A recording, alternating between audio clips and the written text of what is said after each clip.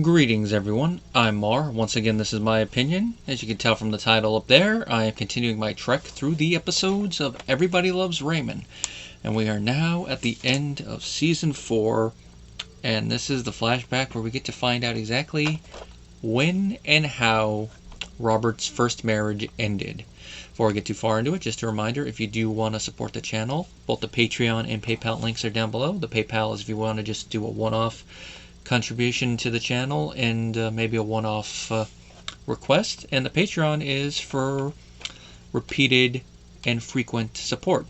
And if you join the Patreon, you will gain access to certain perks, such as getting access to certain videos early and the ability to request what comes on the channel. What you get is going to depend on the perk you pick. Well, Robert's divorce. This is yet another one of those episodes I saw in syndication. I just don't have any memories about when and where, unlike other episodes here. I know I did see it, and I had been watching the show for a little bit, so when I finally saw it, I'm like, oh, so that's how it happened. And I think this was also the first time I actually saw his ex-wife, because I don't think I saw the other episode she appears in until after the fact, but don't fully quote me on that. Now, writing-wise, this is credited to Tucker Cawley, Steve Scroven, and Jennifer Crittenden. On IMDb, it just says written by. It doesn't say anything about writer's credit. And I didn't really look at what it says on the DVD, but probably one of those writer's room one, and they're the ones that sat down and actually wrote it out. Or probably one of them did the first one and another one did another pass. There's no commentary for this one, which makes sense because the one that they already did on this disc is the one that won Emmy. So it makes sense that this season ending would not get the commentary, but it would have been interesting. Now, like a lot of the other season enders till now, it is a flashback one.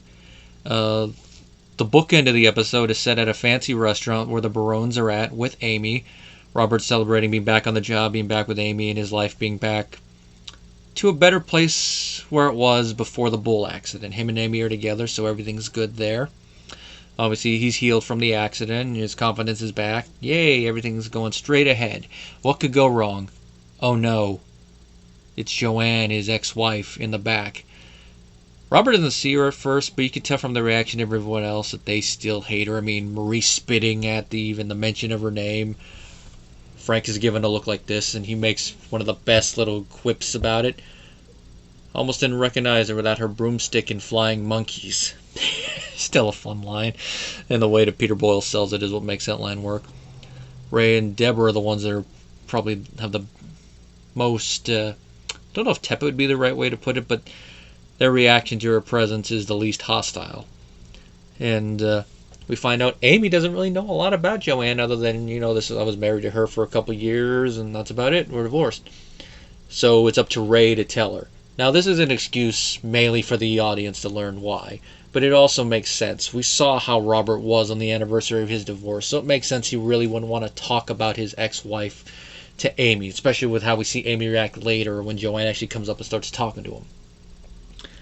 But the flashback happens, and of course, like a typical flashback, they change the appearance a little bit. Deborah has her shorter hair, all combed back, kind of reminiscent of how she looks in the first season. Of course, Robert has a mustache. Flashback, they always just throw a mustache on Robert. Now with Ray, depending on how far back it is, they might change his hair, like we'll see in season 6. Last time we're going to get a flashback, because after that it's like, okay, now we're really pushing the suspension of disbelief a little bit, but it is what it is. It's like stage acting. You gotta go with it.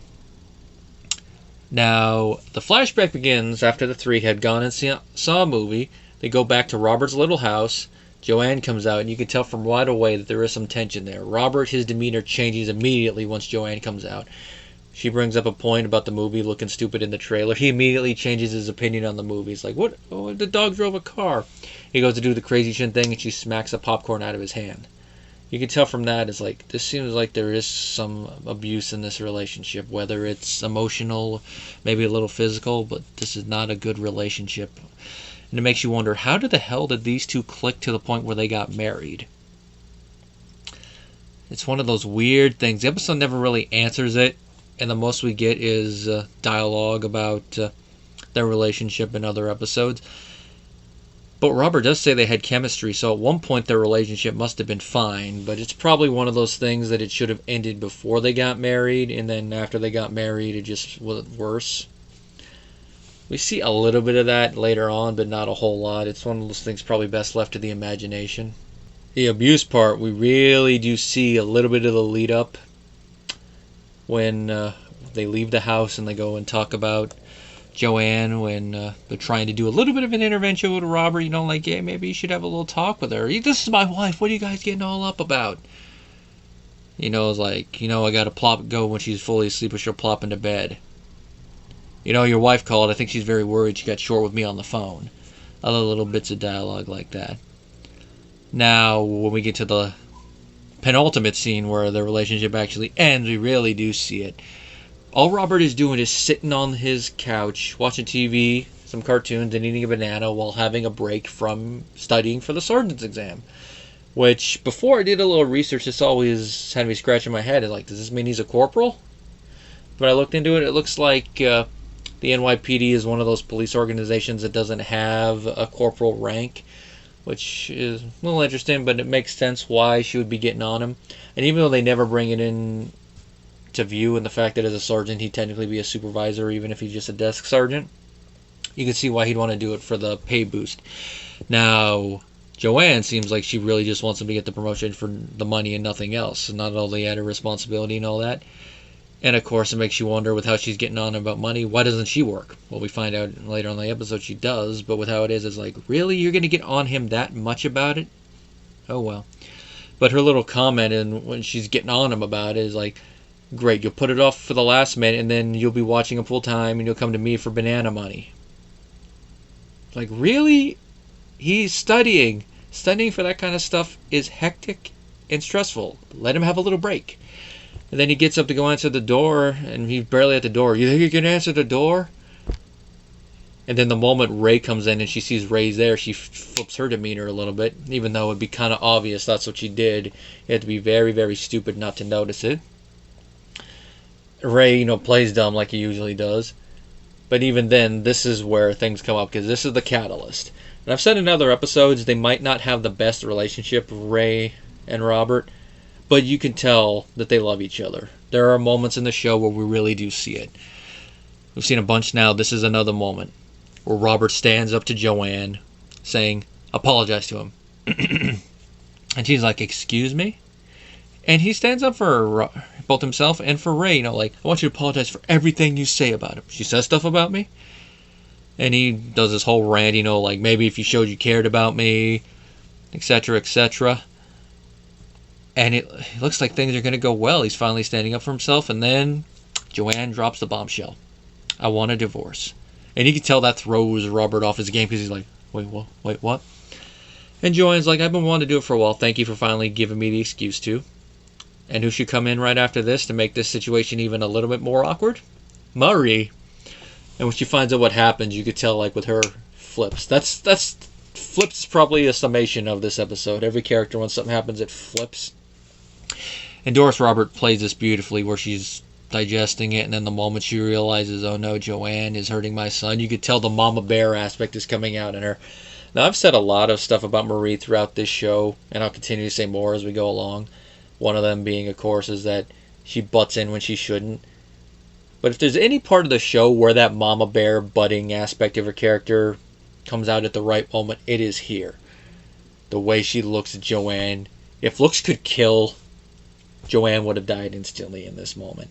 She goes on her little rant. You do not know what it means. You do not know how lucky you are to be part of this family. I've held my tongue because my son appeared happy. She does her usual rant we would expect from Marie. And Joanne, of course, has a retort, and it catches Marie a bit off guard because of how blunt it is, but it's the perfect retort to Marie, because she calls her, and I quote, a pushy, manipulative bitch. It's just the way that the actress Susie Plankson says it, in the way it's written, and just the way that they cut back and forth between the camera angles with it that sell it, and the way, look on Marie's face, she's like, oh, why don't you? And of course, Ray has to jump in to stop it. Here we find out what Joanne's job was. She was a stripper. Robert knew about it, which of course shocks Marie. Like, you knew about it? This seems more like one of the generational things we see back and forth between the two, is that Robert has no issue with it, but of course Marie would be like, oh, I can't believe my daughter-in-law would subject herself to such filth. Oh my God. And of course the little joke, which he's like, wait a minute, Ray, you're not keeping something like this, are you? And of course Ray cannot, sorry, I'm trying to think of the right way to say this off the top of my head. He cannot let this moment go by without making a crack about it. And of course, Marie is her usual, I don't like that, Raymond. Of course, she does kick Joanne out of the house. And that is more or less what led to the divorce. Now, it's never brought up in dialogue, and I forgot to put it in my notes, but it's up here. One thing that we knew about the divorce from previous lore of the show that is not mentioned at all here is Joanne leaving Robert for a guy Robert arrested. That's something that's been set in stone for ages in the show, and it's never brought up here. Some might call that a plot hole when it comes to the show. However, it doesn't mean that the divorce was caused by her leaving Robert for someone he arrested. It could be that they were getting a divorce, they separated, and the first person that Joanne dated afterwards happened to be someone that Robert had previously arrested. Whether she does that intentionally or not, it's up to you. I like to think based on how she was, she probably did do that intentionally. Probably a big middle finger to you. Hey, Bobby! Look who I'm with! Haha. Wait a minute. Joey, is that you? Officer Barone. I'm sorry, it's a bit awkward. Or at least that's the way I look at it. It could be other ways, but that's one way to look at it. I mean, if you guys have other ways to look at it, please put it in the comment section below. I'd love to hear it. Susie, she plays Joanne perfectly. We only see her one other time after this in the show, which is enough, because we really didn't need to see Joanne a lot. Definitely one of those characters that it's better to actually hear about her than to actually see her. Kind of like Mama Cornette in wrestling lore, and I don't know if I'd want to bring up the titular mother from How I Met Your Mother, because that probably opens it up a lot, but it would be pertinent considering that Susie played the character of Judy in How I Met Your Mother, a recurring character. She also voiced one of the Amazonians in Futurama, and played a female Q in Star Trek Voyager. I don't know what it is about Star Trek minor character actors, they're guest stars, but they're always reappearing. It's like the one that played Grilka was in season 1. I wonder how many more we're going to see. Well, in the next episode, we're going to get a couple other TV recurring characters. We're going to get one from Dr. Quinn, Medicine Woman, and one from The Sopranos. Of course, that one, I think a lot of people know what the next episode is, because, yeah, it makes sense. Now, the ending part of this scene has a reunion between Joanne and Robert. You know, she says, hey, you want to get in touch again? Which is like, don't do it, Robert, don't do it. It looks like he's not going to do it because he sees the card she gives out. She sells insurance, and it was like, biggest mistake of my life. But in the ending scene, he takes the card. And the way Ray looks at him like, Robert, don't do it. Now, we don't see the direct fallout between this, but they're talking again, as we're going to see at the beginning of the next episode. It's one of those things like, why, Robert? You saw what she did to you. Why would you go back and even talk with her? Now, I know in certain situations you can still be friends with an ex afterwards. You can still be cordial. And even if it's an ex-spouse, you could still be friendly to a regard, especially more so if you have children. You got to at least be, or try to be, semi-cordial there so there's no hostility. I know some people are going to say that's impossible, but it is. Maybe my family is kind of the exception to that rule, but it did happen. I mean, my maternal grandmother and her first husband were cordial and were able to help co-parent the kids like that. It does happen. I think the other side eventually went that way. It wasn't at first from some of the stuff I've heard, but that stuff might be from a little bit of a biased view, whereas the other one I actually saw some of the aftermath directly, so I can say I believe it. But with this one, it's like, really, Robert, with everything you went through, you really going to try it now? Especially since you just got Amy back.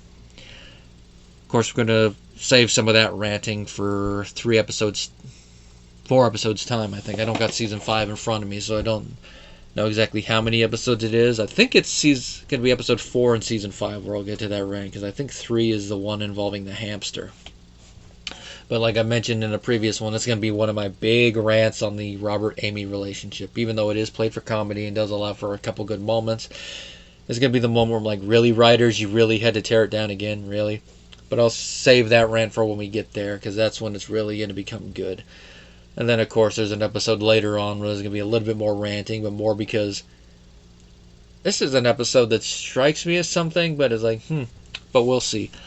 Of course, the episode with the true rant's not going to be till next season once we get into season 5, which of course will be about a little under a year from now once we get there, but it's going to be the episode I've brought up before. All in all, Robert's Divorce is a pretty good season ender. Builds off what we've seen before, and it allows the writers to build towards what we're going to see next, even though, like what I've just said, some of it's not that good. Flashback scenes are nice. Susie does a pretty good job, like with Star Trek. Some of these episodes are built on the guest stars, and Susie is definitely one of those ones, because if you got an actress that couldn't live up to some of the stuff we've heard about Joanne, this episode will fall flat. But Susie more than lives up to her. And you're like, watching it, you're like, how the hell did these two ever get together? Now we're at the end of season 4. If I were to do a top 5 episodes, what would they be of this season? Well, I'm looking at the episodes here. If I had to recommend just 5 episodes from this season to watch, if you're just showing somebody the show and just want to skim through 5, I would go with The Can Opener, Deborah's Workouts, The Christmas Picture, Prodigal Son, and Bad Moon Rising. That's kind of a hard one to do, but there's so many good episodes in this. It's like with season 3, it's hard to recommend just a few episodes. Now, of course, once we get to the last couple seasons, it'll be a bit easier, but especially that last season, other than the opening one and the ender, there's not really many I remember off the top of my head, except for the one involving Frank's foot. Oh, now we're going to move on to season 5, and this first one, this is going to be an interesting one, because it's going to involve their heritage, literally. Italia. Till next time, guys.